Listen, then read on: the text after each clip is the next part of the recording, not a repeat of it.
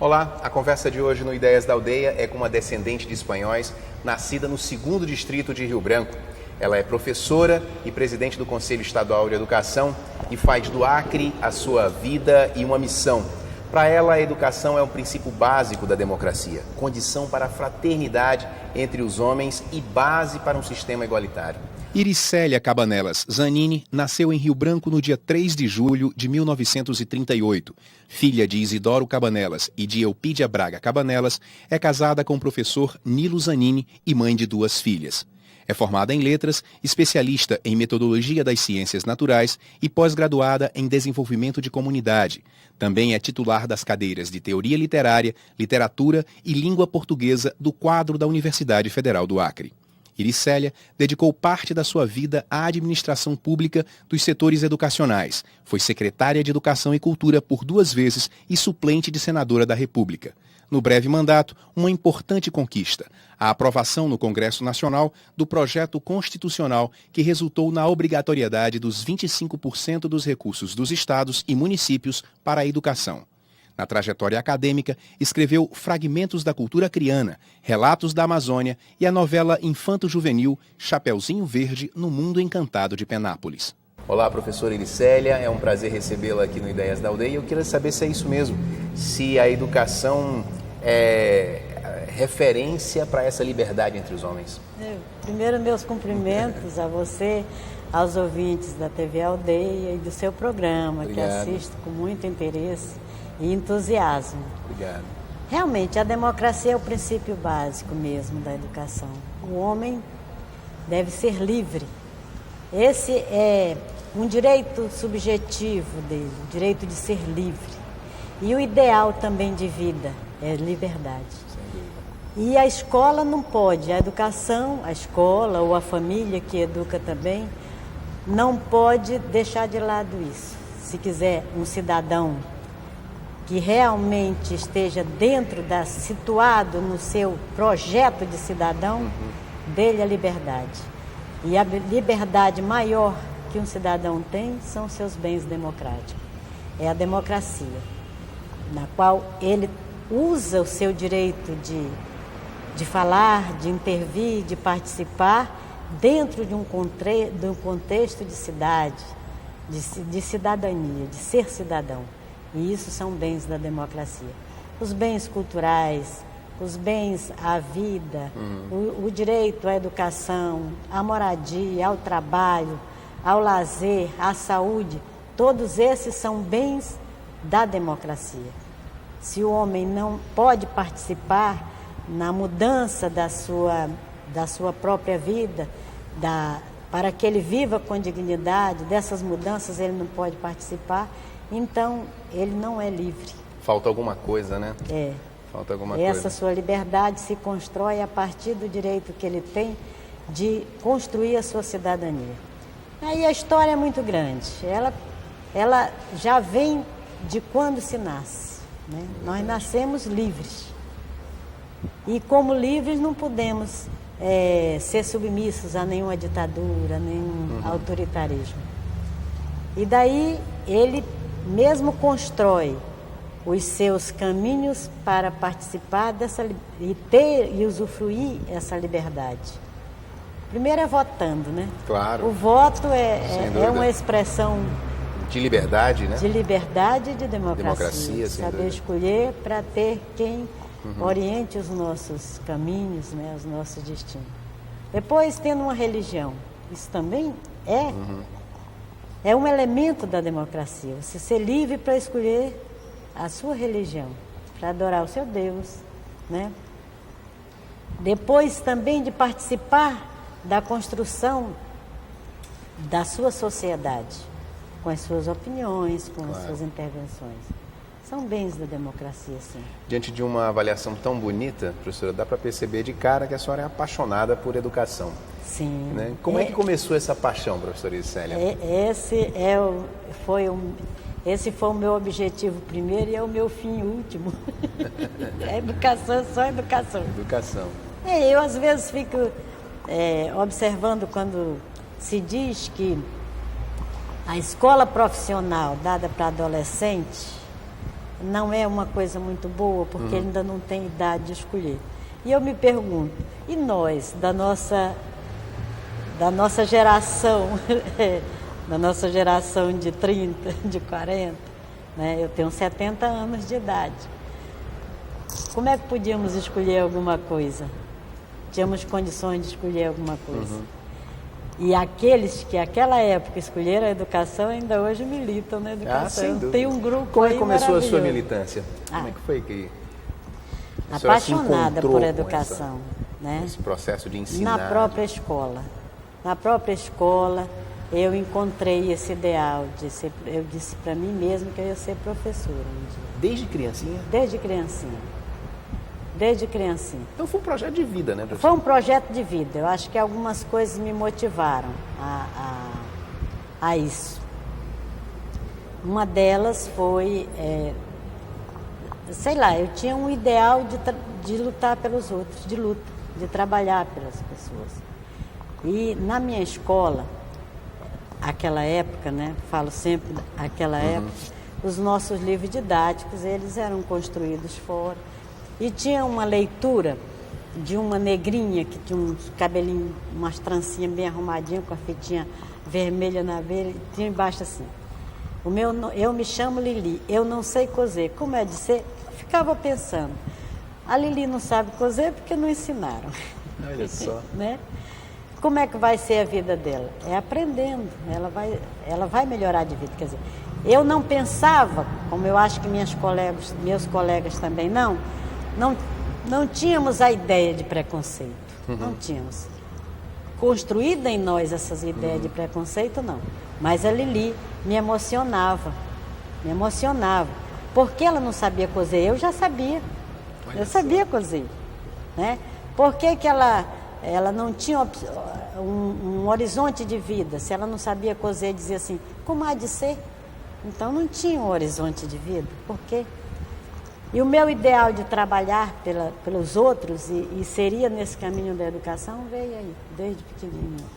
A senhora trabalhou com a professora Maria Angélica, né, que Trabalhei. é uma referência na educação do Águia de hoje. A professora Maria Angélica foi a secretária de Educação do José Guilmar dos Santos. Eu era aluna do grupo escolar Maria Angélica de Castro. Olha só. E ela me viu dizendo um poema exatamente na inauguração da nossa escola, porque nós éramos do grupo 24 de janeiro, e o Guilmar achou que devíamos construir o grupo Maria Angélica de Castro. Logo ali tirou uma parte do 24 de janeiro para fazer o grupo Maria Angélica de Castro. Isso era os alunos de 48, de 1948. E na inauguração eu disse um verso, que Dona Clarice me escolheu para dizer o verso. E ela disse, mas essa Lourinha sabe dizer verso tão bonitinho. Olha só. Depois ela foi fazer uma visita à escola, eu era muito danada, estava de castigo, de trás da porta. Ela disse, o que é que a Lourinha está fazendo de trás da porta? Eu disse, eu sou muito danada, Dona Maria. Estou de castigo. De castigo. Aí ela disse, então você vai ler ali um texto. Eu li corretamente. Eu li corretamente porque eu sabia ler. Eu estava no 2º ano e lia bem. Mas eu lia à noite as histórias para os empregados, as pessoas que trabalhavam com meu pai. Meu pai é trabalhador braçal. Mas ele tinha um grupo de homens que trabalhavam com ele naquele trabalho que ele fazia.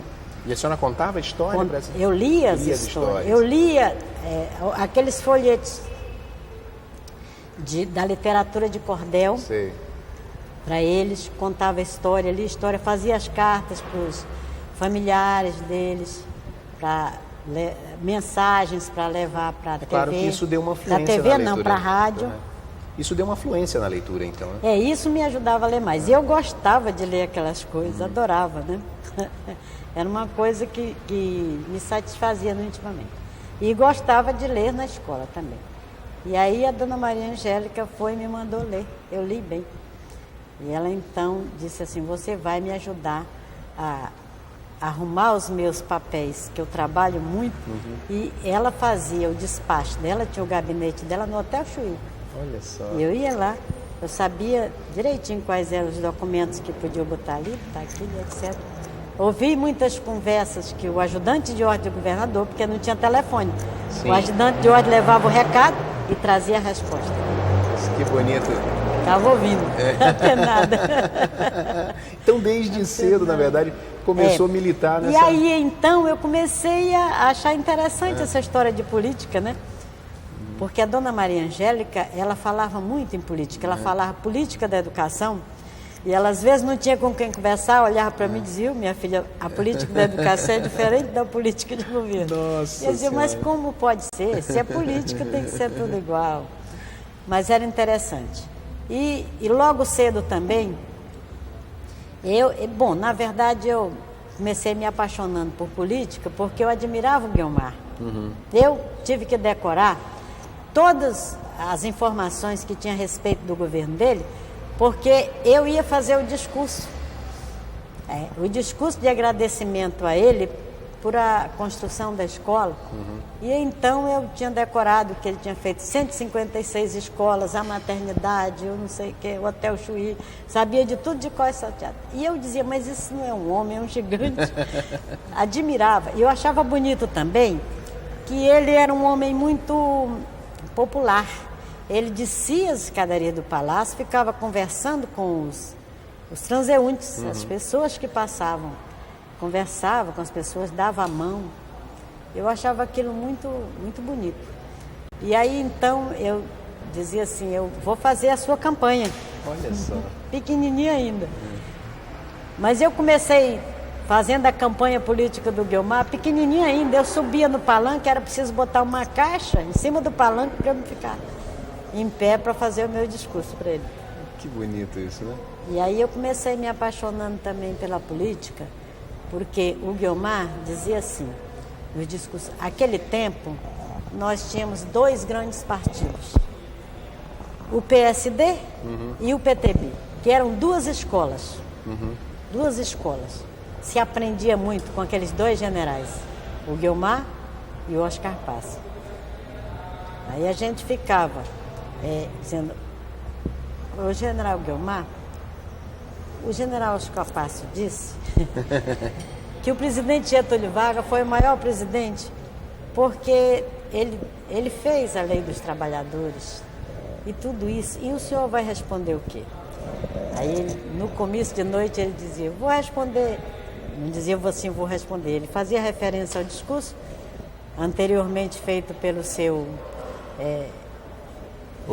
opositor e dizia assim, realmente, Getúlio Vargas fez a lei dos trabalhadores, mas também quer entregar o Brasil para os trustes. Tinha a história do petróleo, né? Sim, a história do petróleo. E aí era uma coisa fantástica, né? Essa era uma escola que a gente aprendia, uma linguagem muito ética, a linguagem deles, não se distratavam, não. Uma linguagem ética. E muitas ideias que a gente achava difícil entender bem aquelas ideias, mas acabava incorporando aquilo. Era um aprendizado bom. Sem dúvida. Professora, nós vamos fazer um breve intervalo, mas vamos continuar nosso papo no próximo bloco. Não saia daí, o Ideias da Aldeia volta daqui a pouquinho.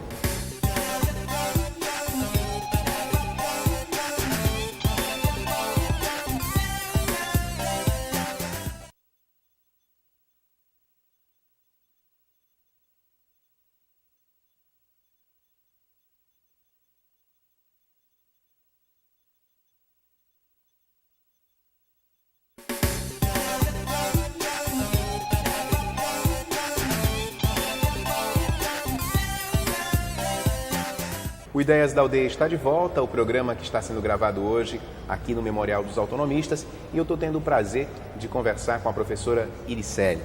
Professora, retomando aqui a nossa conversa, depois de tantos anos dedicados à educação, como é que a senhora avalia as mudanças nesse tempo todo que vem passando esse processo de ensinar? Bom, as mudanças são naturais, elas ocorrem em razão da própria evolução do mundo, né? Claro. Principalmente com as comunicações, o avanço das comunicações e das tecnologias. Mas nós não podemos deixar de olhar o para trás, algo que possa ter realmente sido significativo na história da educação. Eu acho que a presença do professor leigo foi muito importante para a história da educação brasileira, um país de 500 anos e que tem 100, cento e poucos anos de história apenas, e que ainda tem esse índice de professores leigos, significa que esses profissionais, essas pessoas tiveram uma colaboração efetiva nessa história da educação.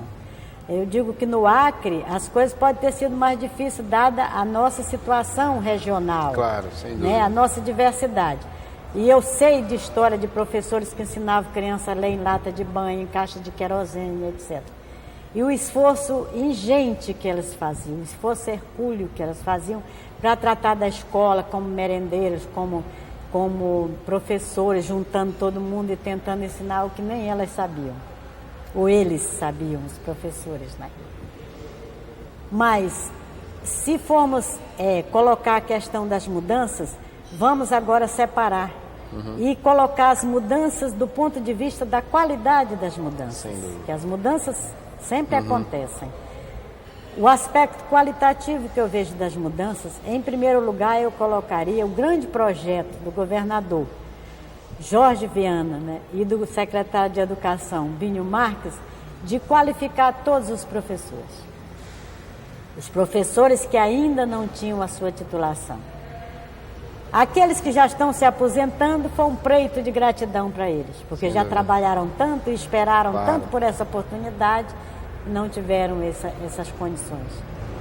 E os demais estão se preparando para atuar ainda no ensino. Isso é um fator de qualidade, a qualificação do professor é preponderante. Sem dúvida. Não se pode melhorar o ensino se não melhorar as condições do professor claro, em termos mesmo de qualificação, de intelectualização dos grandes conhecimentos que são importantes para que ele repasse para seus alunos.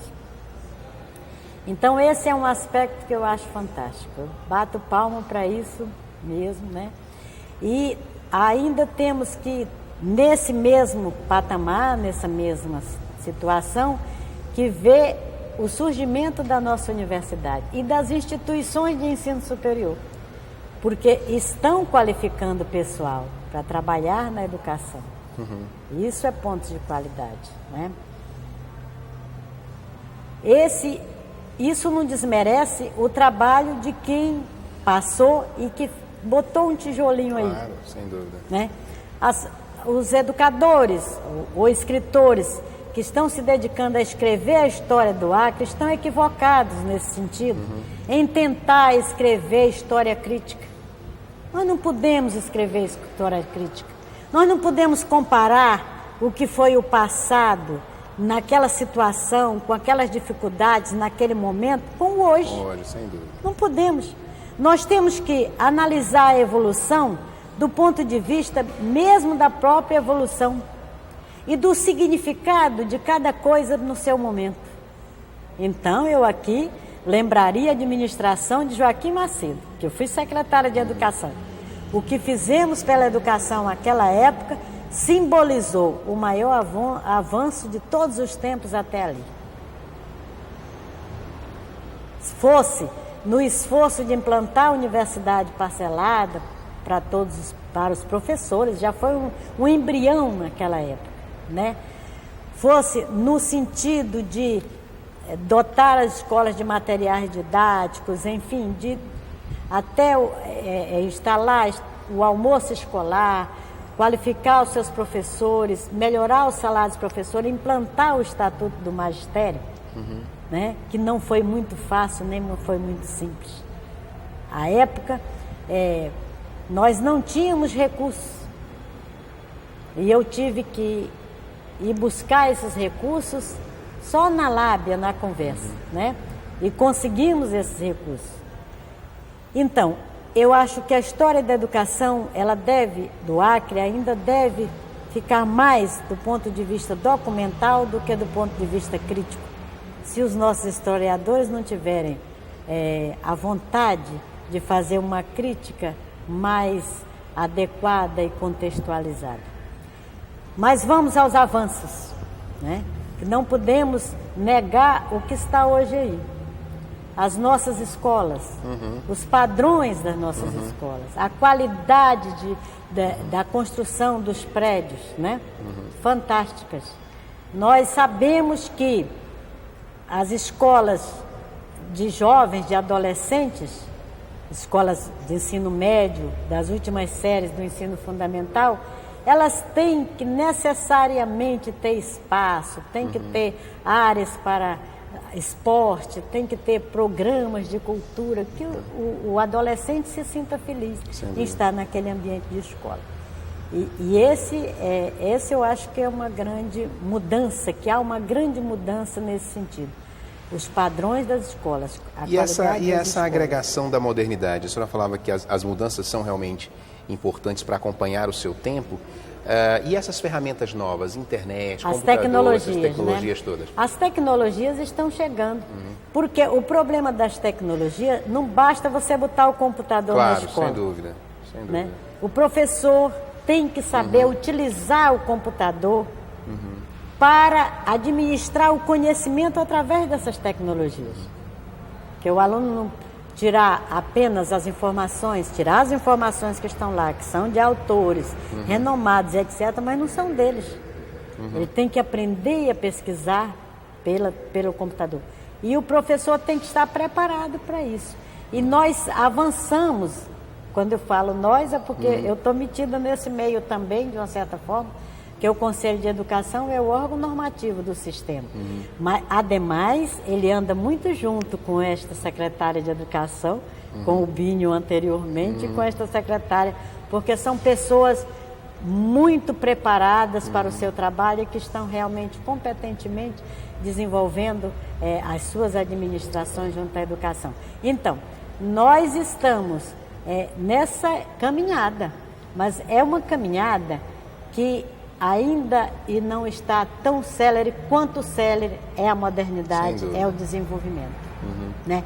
Até por conta mesmo das próprias dificuldades que nós encontramos. Mas isso começou, isso já avançou, já temos as tecnologias de alguma forma nas escolas de ensino médio, nas nossas faculdades. Né? As novas formas de comunicação já estão incorporadas aos currículos e isso é muito importante, porque elas estão presentes no currículo.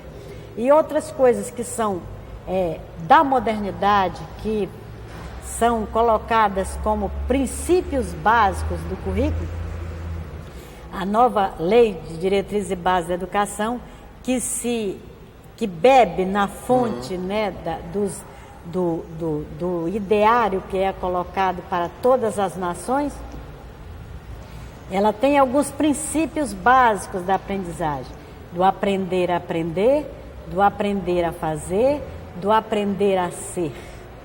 São os principais. O aprender a aprender é o estudante aprender a ser estudante.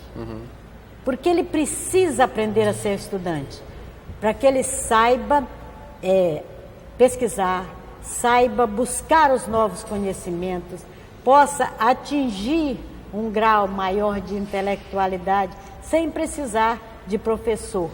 Uma autonomia intelectual é que ele precisa. E essa autonomia intelectual se adquire quando se adquire essa responsabilidade de ser estudante, a habilidade de pesquisar e as competências que o estudo, que o ensino lhe dá, as competências cognitivas, que seria também usufruir dos conhecimentos que ele adquire na escola para colocá-los em prática no seu dia a dia. Claro. E isso é o aprender a fazer, que tem de um lado a educação profissional, mas a própria escola básica, a educação básica, deve repassar isso aos seus alunos. O conhecimento é muito importante, mas para quê? Para que nós possamos fazer alguma coisa com ele. Porque não basta receber esse conhecimento e interiorizar e ficar para si e para nada. Né? Ele tem que saber que isso ele tem que saber, não. Ele tem que adquirir essa competência de utilizar esses documentos na sua própria mudança de vida. E isso é democrático. Isso é o princípio democrático da liberdade humana do ensino. da educação. Ele estuda para quê? Para ele aprender a aprender e aprender a fazer alguma coisa na sua vida com aquilo que ele aprende. E o terceiro, que é aprender a ser gente, aprender a ser ético, aprender a viver em sociedade, em comunidade, aprender a ser disponível para a sua sociedade, para a sua comunidade, aprender a ser solidário, aprender a amar as pessoas, aprender a se doar. Tudo isso é aprendizagem. E nós aprendemos na escola. E são princípios da educação que junta os princípios morais e os princípios espirituais para dentro da escola, para dentro do ensino. E aí se forma o cidadão. Então esses princípios que são inovadores, porque eles são inovadores, eles sempre tiveram presentes, porque foi sempre essa a finalidade da escola. Que a escola perdeu, num determinado tempo, ela perdeu essa finalidade. Mas eles vieram mais burilados, mais conhecidos, mais trabalhados, e hoje isso se torna o projeto moderno de educação. Professora, para fechar nossa conversa, eu queria que a senhora falasse, a senhora está à frente do Conselho Estadual de Educação, queria que a senhora falasse da importância desses organismos, na verdade, da participação da sociedade, porque os conselhos representam isso, né, na garantia da qualidade do ensino, né, e quais as suas expectativas à frente do Conselho para o futuro da educação no Brasil e no Acre, claro. Bom, os conselhos, eles são pilares, né, não somente na educação, na sociedade. Se nós formos ver a história da Roma antiga, né, porque nós trouxemos de lá. Vem desde aí, sem dúvida. Desde aí a história da humanidade, né? Eles se reuniam em forma assim, de circunferência, para resolver os problemas da cidade. Era assim. Dúvida. Por quê? Porque nós somos membros dessa sociedade. É um corpo do qual nós somos membros. Então todos temos que participar. E esses organismos, eles se unem, se juntam para pensar. No caso da educação, pensar uma educação melhor. Pensar de que forma nós vamos assegurar os princípios básicos da educação, os direitos subjetivos constitucionais que são colocados para o homem, que é o direito à escola, a uma escola de qualidade, a ser bem recebido, a ter bom ensinamento, a ser respeitado, a aprender a respeitar os outros, etc. Então, o Conselho de Educação é o órgão normativo desses valores, não apenas do ensino, não apenas das diretrizes curriculares, mas também desses valores.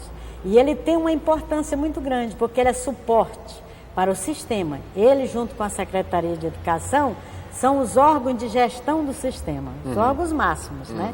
Ninguém pensa nisso, né? Quem é que pensa que o presidente de conselho tem essa importância tanto, E né? tem uma importância enorme. Pois bem, mas o Conselho de Educação, junto à Secretaria de Educação, eles se juntam para se integrar aos demais conselhos, os conselhos dos direitos humanos, o conselho do direito das crianças, e isso aqui, para entender bem a escola que protege, para entender bem a função desses outros e ela poder normatizar uma escola que possa garantir isso.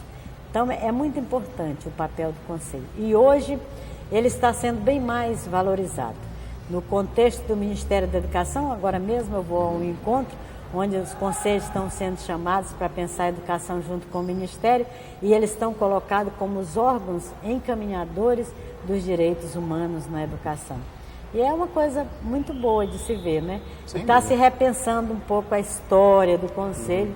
Eu acho que esse ministro da Educação está valorizando bem. E a sua expectativa, professora Iricélia, diante, assim, nessa responsabilidade de estar à frente do Conselho, de ser uma referência importante nesse processo de organização da formação, qual a sua expectativa para o futuro da educação no Acre? Não pode haver retrocesso, né? Eu acho que nós já estamos educados de forma diferente. Eu digo sempre que na minha escola eu estudava história decorava a história, não sabia para quê. Hoje os meninos vivem a história, né? Eu acho que isso é fantástico. E não há retrocesso. Quando a escola conscientiza, quando a escola trabalha no sentido de garantir a cada cidadão, né, os seus direitos e dar a ele o direito de ser um membro integrante e de se conscientizar da sua importância numa sociedade, não há retrocesso, não pode haver retrocesso. Eu acho que nós vamos sempre crescer. Essa é a nossa esperança. O Brasil, ele esteve um pouquinho com muitas dificuldades diante de outros países com relação aos dados da educação, né, alguns dados da questão da avaliação, porque nós começamos muito tarde o processo de avaliação. Apesar de que desde a lei 4.024, que era de 61, já dizia que o poder público avaliava, nunca avaliou. Quer dizer, nunca não. Aí eu retiro essa palavra para dizer, houve um tempo em que o Ministério da Educação fazia provas e mandava para a gente aplicar. Eu ainda fui desse tempo, que os meus alunos faziam a prova que vinha do MEC. Quem tinha mais medo era eu, que os meus alunos fossem reprovados. Meus alunos não tinham medo, não. E os alunos do Acre eram referência. Eu vou até contar uma história. Você falou em Maria Angélica e eu acho interessante contar isso. Eu fui com a dona Maria Angélica a um jantar que havia num restaurante recém-inaugurado aqui. E entrou um cidadão, todo mundo levantou. Eu disse, dona Maria, quem é esse homem que todo mundo levantou para ele? Ela disse, este é o diretor do Colégio Acreano, o professor João Coelho de Carvalho. Perguntei, mas por que todo mundo levantou para esse homem? Ela disse, porque o Colégio Acreano foi agora colocado como referência da região norte e referência nacional em educação. Todos os meninos do Colégio Acreano que saem daqui são aprovados lá fora com louvor e com referência. Houve esse tempo. Agora, era um tipo de avaliação um pouco imposta e etc., mas o camarada estudava. E para os padrões daquela época era isso. E agora nós voltamos a isso. Eu acho isso muito importante. A gente deu umas cambalhotadas, né? Estávamos meio ruim das pernas. Mas retomamos ao prumo. Mas estamos retomando o prumo. Claro. Já estamos colocados no nosso... Já estamos subindo no patamar, no ranking dos estados melhores em educação. E isso não tem volta, não. Sim. Isso tem que ser sempre assim, continuar. Agora eu espero que eu ainda possa ter vida para ver isso, ainda mais florescente. Eu desejo sempre à educação do meu estado muito sucesso. E eu dediquei toda a minha vida e quero dedicá-la até o último suspiro à educação. Professora Elistéria, parabéns pelo seu trabalho, parabéns mesmo pela sua missão na educação. É uma missão mesmo. Parabéns e obrigado por essa conversa aqui no programa. Obrigada a vocês pela oportunidade. Desculpa qualquer coisa. Nada. Fica aqui o convite para voltar mais vezes, que eu sei que a senhora tem muitas outras histórias para contar. A TV Aldeia sempre tem valorizado o conselho. De vez em quando a Surama está no telefone. Professora, a senhora vai ser entrevistada para isso, para aquilo. Eu acho isso importante, porque você divulga não apenas as pessoas, claro, mas a instituição. Claro. A sociedade tem direito a saber disso. A saber o que se está fazendo em educação, como é que se está e isso é história, né, comandando isso. Isso é história. Muito obrigada, então. Obrigado mais uma vez. Obrigado. Bom, Ideias da Aldeia de hoje fica por aqui. Obrigado e até a próxima.